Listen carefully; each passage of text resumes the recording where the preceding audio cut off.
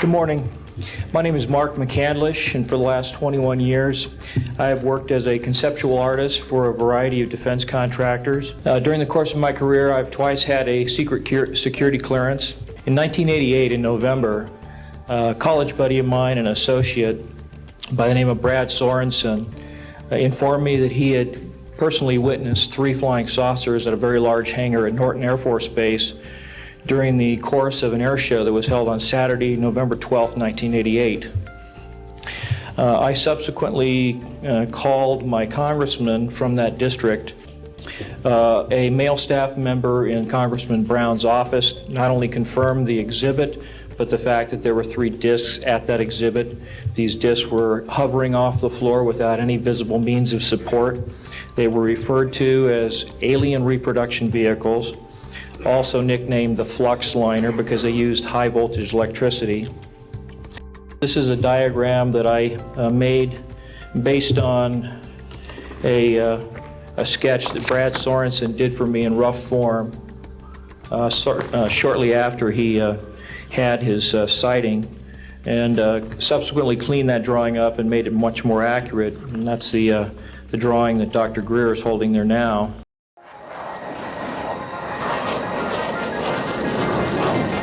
Chris Lado, welcome to Lado Files. This is the ARV, the Alien Reproduction Vehicle. Mark McCandlish, unfortunately passed away last year, explains how it works. And we go through in this video. Let's check it out. As far as actually Mark, if his story is correct, Bob Sorenson, I don't think we'll find out all the people believed to be dead as far as I understand it. Not around, no one to ask anymore for this information. So in this video, I'm just going to focus on the actual technology. Could it be possible that this could work? And what is my impression of it actually working? And the repercussions. Flashy, out-of-this-world propulsion capabilities was indeed remarkably simple. It could be described as a large-scale, souped-up Tesla coil designed to negate gravity and inertia, with off-the-shelf navigation and life support systems bolted on almost as an afterthought. You could think of it as the Model T of anti-gravity vehicles, an industrial dune buggy or crude hot rod that can get you to Mars in a few minutes. In this version at least, first-class seating was still a way off. That is the flux liner called the Alien Reproduction Vehicle. Released in 2001 at the Disclosure Project, Mark McCandlish worked as an Air Force artist for 21 years, he says. In 2001, he worked with Project Disclosure, Dr. Stephen Greer, to release the Alien Reproduction Vehicle. He talks through it here, explains how it works. Let's check it out. And so I started thinking, well, maybe it's like a cyclotron. Maybe there's an electrical discharge from this. Basically, this whole thing looks like a giant Tesla coil. It's got the capacitor array. It's got, a central column that looks like the secondary windings of a Tesla coil. And this might even go back to something that Nikola Tesla discovered back in the 1940s. And, it just was all hushed up. And all the UFO sightings we've ever seen were something that came from Nikola Tesla and not from another planet. And these are the things that were all going through my head at the time. So it was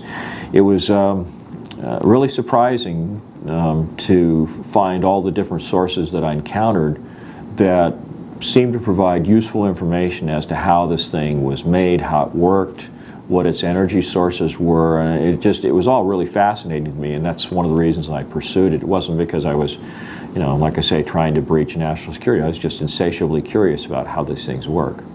And he said it was remarkably simple. There wasn't that much to it. The ARV system, for all of its claims of flashy, out-of-this-world propulsion capabilities, was indeed remarkably simple.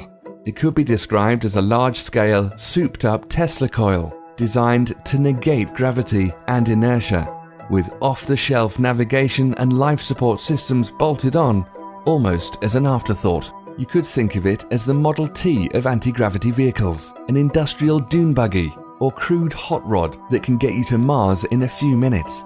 In this version at least, first-class seating was still a way off.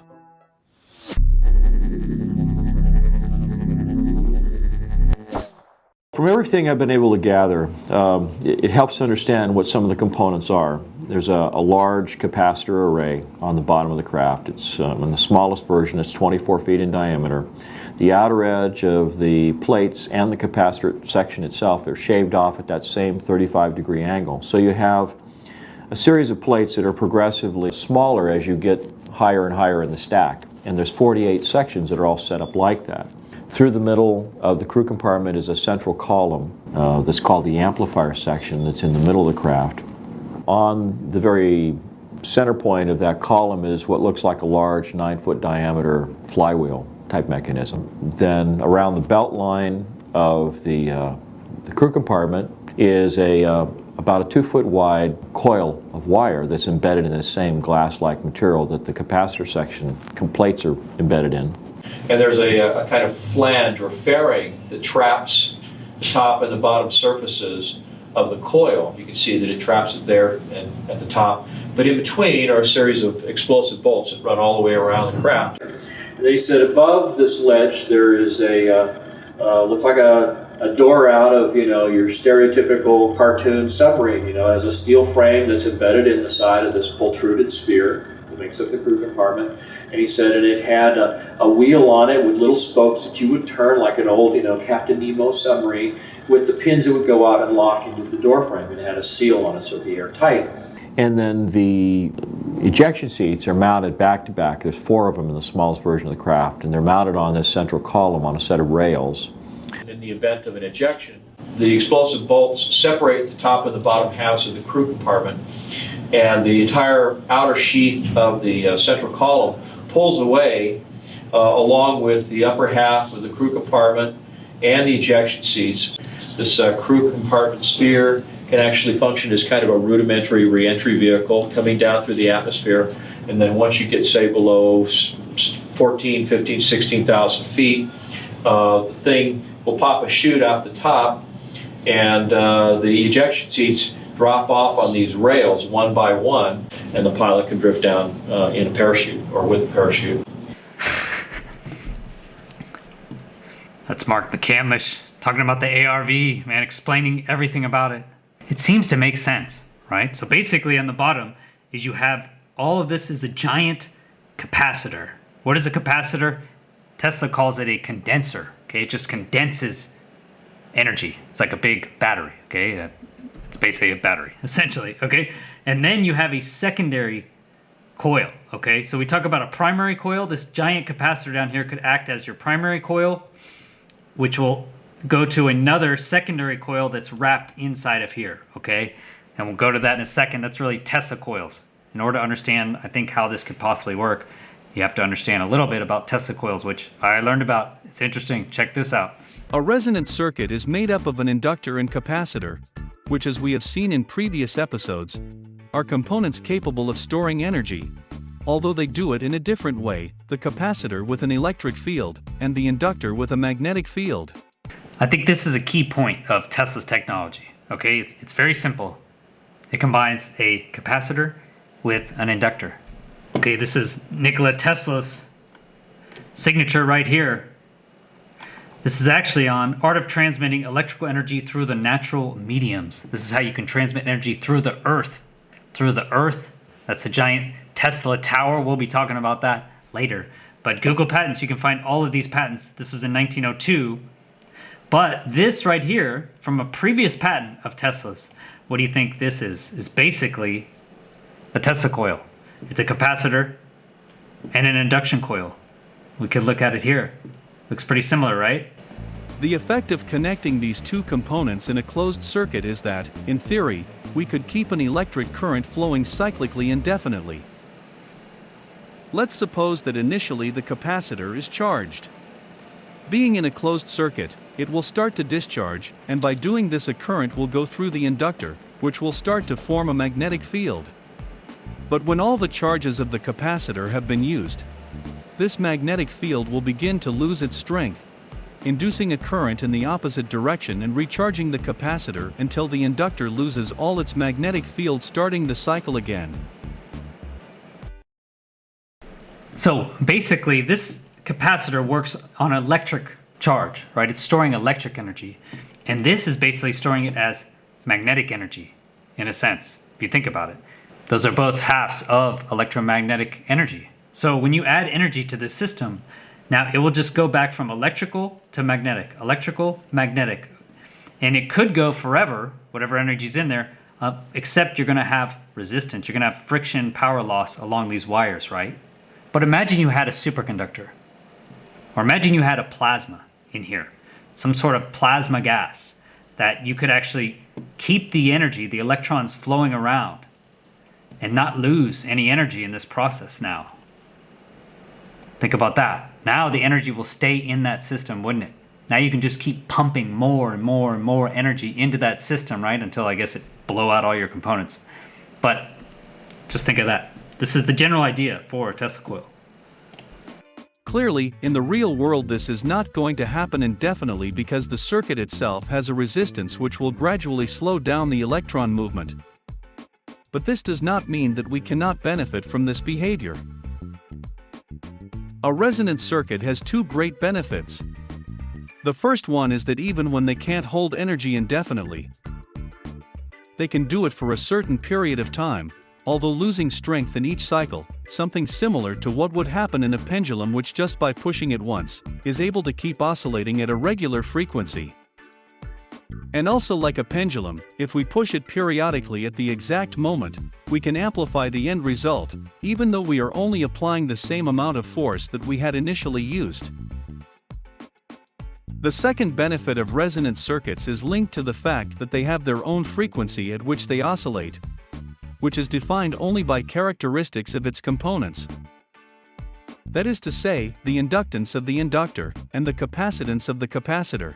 Taking this into account, the inductor of the circuit will generate an electromagnetic field whose oscillation is going to be equal to said frequency, which let's remember, is constant, and amplify a current in the inductor of the second resonance circuit, enabling power transmission wirelessly over much greater distances. Having taken all of this out of the way, now we are able to go back to our Tesla coil to see how it works. Nowadays, there are several ways to get the same or better results, but we are going to focus on one of the original models because of their simplicity. The first thing we will need is an alternating current source, which will be connected to a common transformer, that is to say, with a high magnetic coupling between the two coils. With this, we will obtain an alternating current with higher voltage, but whose frequency is equal to that of the initial source, say 50 or 60 Hz. This new alternating current is brought to a resonance circuit with its corresponding capacitor and inductor, which is usually called the primary coil, also including an extra component which serves as a switch, which basically consists of two pieces of metal that are extremely close, but not touching. The function of this section of the Tesla coil is that the primary coil emits an electromagnetic field with the frequency of the resonance circuit. When the transformer induces a current, charges begin to accumulate in the capacitor without having any other possible way. But as the source voltage grows with each oscillation, the electrons try to find another path. And the second best option is where the metal pieces are, jumping through them with a spark. This way, the spark will allow the passage of the charges that were accumulating in the capacitor, quickly discharging it. But as soon as they do, the spark will also disappear, because the capacitor will be again the best path for the current, repeating the cycle again. This time the cycle will not be at the same frequency that the initial transformer was giving us, but rather the frequency at which sparks occur and the capacitor charge and discharge. That is, the intrinsic frequency of the resonance circuit. But now let's forget about the capacitor, and let's focus on the primary coil. Again, it will be passing an extremely high voltage, which will be oscillating at the frequency of the resonance circuit, and therefore it will generate an electromagnetic field oscillating at this same frequency, which we can take advantage of with the secondary coil. Again, we will have two coils nearby, and with a big difference between the number of turns of each, which means that we will have a second transformer in our Tesla coil. This will increase the voltage in the secondary coil, which by the way, if we analyze independently, is connected to ground, and in its upper part it has a metallic piece of toroidal shape. It has this shape mainly to be able to accumulate a greater charge and prevent it from ending up escaping into the environment by the corona effect, and therefore also preventing the voltage of the assembly from increasing further. Now that we are clear that two resonant circuits exist, in theory we could take advantage of its ability to transmit energy more efficiently. But for this to happen, both circuits must have the same resonant frequency, and the resonant frequency of the section with the secondary coil cannot be precisely modified, because there is no capacitor to which we can measure its capacitance. For this reason, some method is usually included to vary the capacitance of the first resonant circuit, in such a way that both are the same frequency. So it comes down to a Tesla coil. How does a Tesla coil actually work? It's kind of complicated, but it involves electromagnetism. Electric and magnetism. I think working in parallel. Not interacting with each other unless needed to actually help for the propulsion. Look at this. And let's continue. The last detail of the operation of a Tesla coil is in the form of the primary coil, which is designed with the aim of reducing the magnetic coupling between both coils.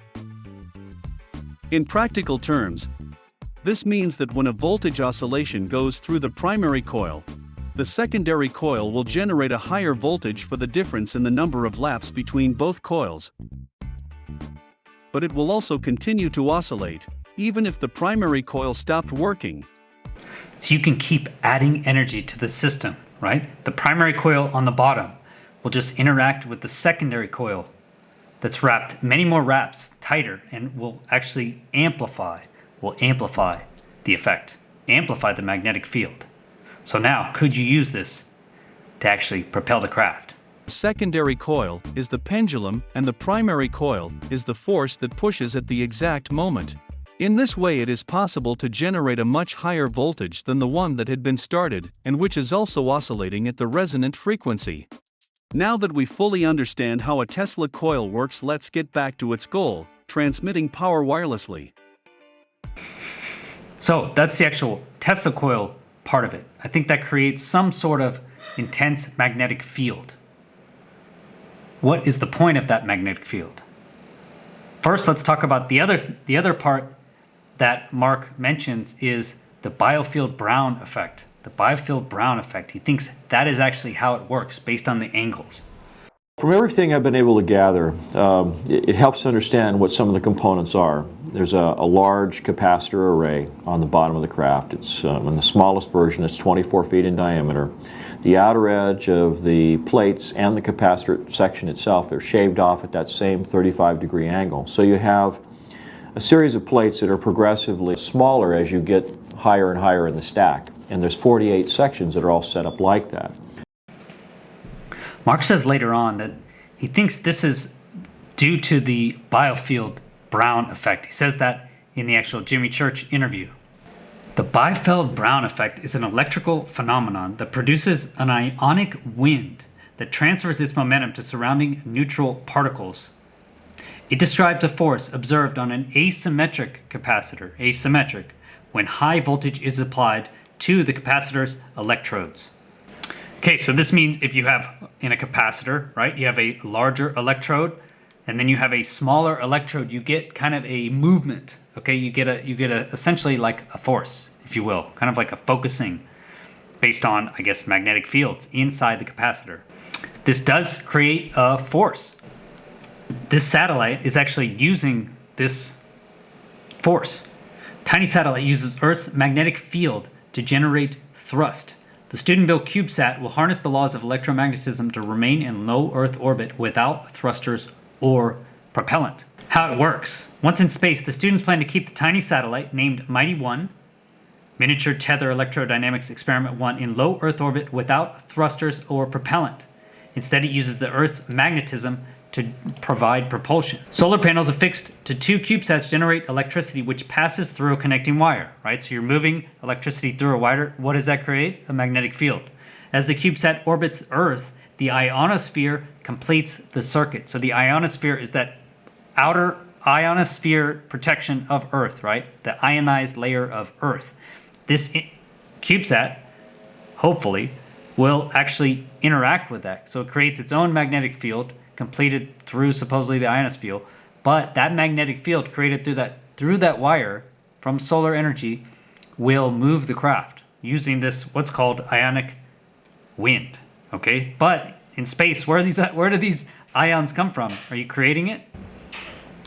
So that's from Biefeld-brown. He believed that his large high voltage, high capacity capacitors produced an electric field strong enough to marginally interact with the Earth's gravitational pull, a phenomenon he labeled as electrogravitics. Several researchers claim that conventional physics cannot adequately explain this phenomenon. So they say it's not from ion wind. Okay, it's from something else that we can't really explain. It has been tested, 2003 Army Research Laboratory. Okay, what they found is that actually, this is ARL 2003, according to their report, the researchers wrote that the effects of ion wind was at least 3 orders of magnitude too small to account for the observed force on the asymmetric capacitor in the air.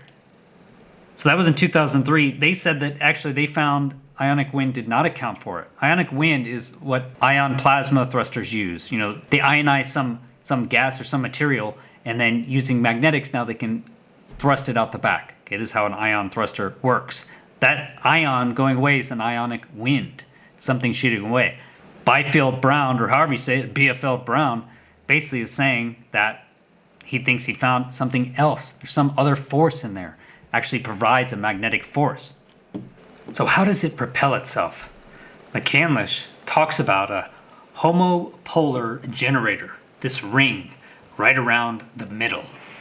If you can think of it like a pendulum with the Tesla coil, you have the primary coils kind of inducing, it's pushing with the resonance, right? It's pushing a certain resonance, and it's increasing the actual magnitude of the magnetic field in the secondary, right?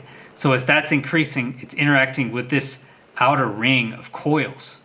McCandlish calls this a homopolar generator. So this is a homopolar motor. It's a direct current electric motor with 2 magnetic poles, the conductors of which always cut unidirectional lines of magnetic flux. So this is a homopolar motor, and it does a very interesting thing. This guy puts a battery inside of this ring of coiled wire. Watch what happens. Eta hemen daukat kobrezko ari bat biribilkatuta, sin más.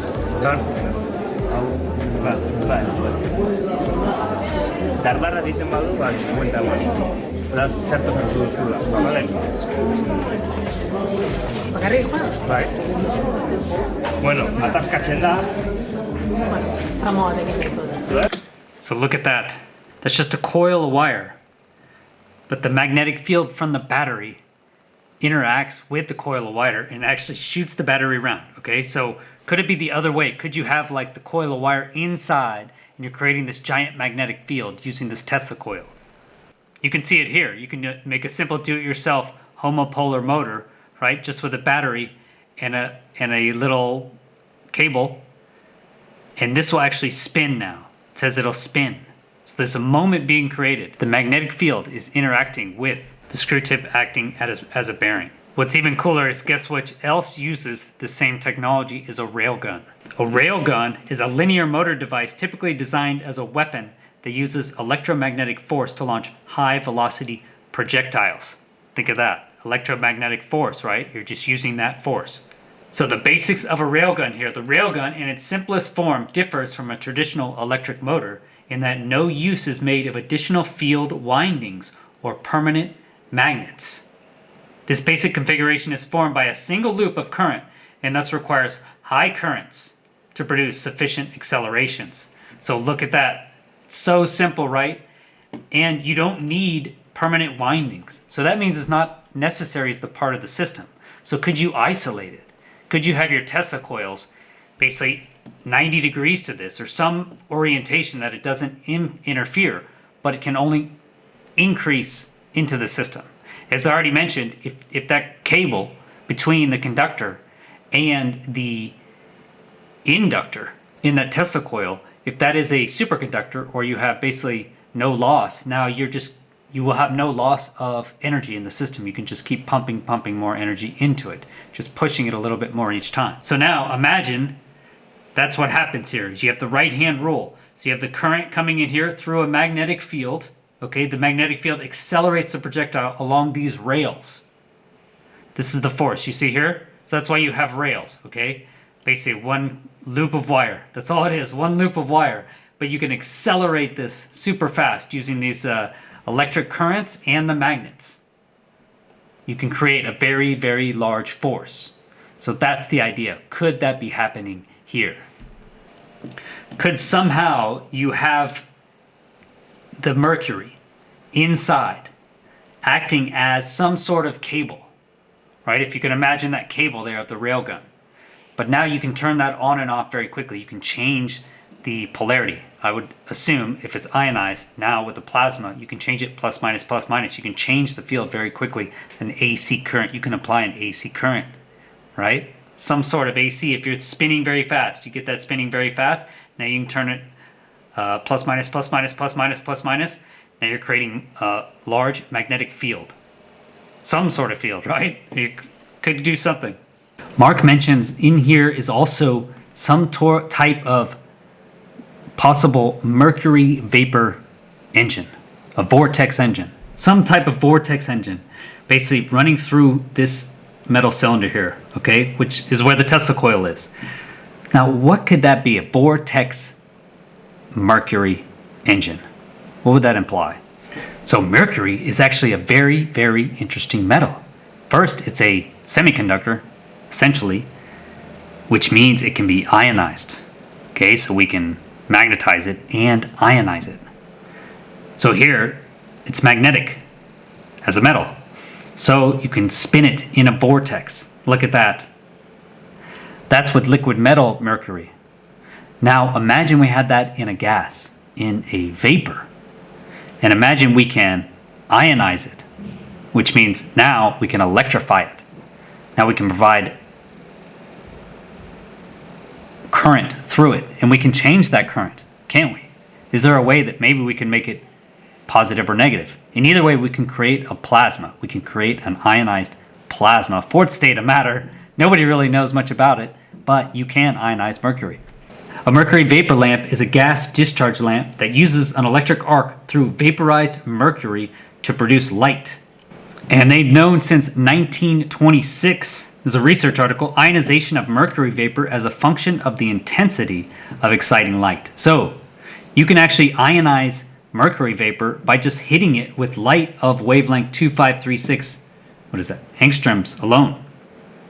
So you can ionize vapor, mercury vapor, and we have it in lights. So in that case, imagine that you had giant capacitor down here, okay, holding some energy. You got to put some energy into the system to begin with.